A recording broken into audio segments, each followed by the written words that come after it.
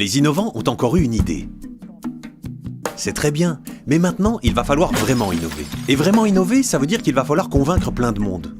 Et oui, avoir une bonne idée c'est bien, mais il reste encore à en persuader les autres. Et il ne suffira pas de persuader les clients. Il faudra aussi convaincre ceux qui dirigent l'entreprise, ceux qui vont vendre le produit, les distributeurs et les partenaires, parfois même les autorités de régulation, et sans doute aussi les prescripteurs, ceux qui ont de l'influence sur les consommateurs. La première étape, c'est justement de parvenir à identifier les personnes qu'il faudra motiver, les parties prenantes du projet. Et ce n'est pas une étape facile. Pour convaincre tout le monde, les innovants vont devoir passer aussi par d'autres étapes. D'abord, il faudra s'assurer que chaque partie prenante voit l'intérêt pour elle d'adopter l'innovation.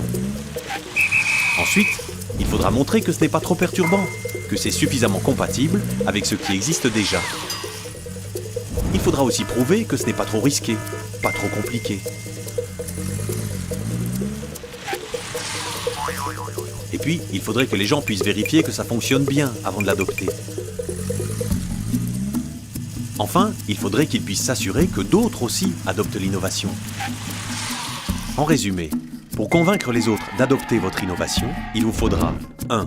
Identifier les parties prenantes concernées. 2. Les convaincre que cela vaut la peine de changer. 3. Les convaincre que ce n'est pas trop difficile de changer. Bonne chance!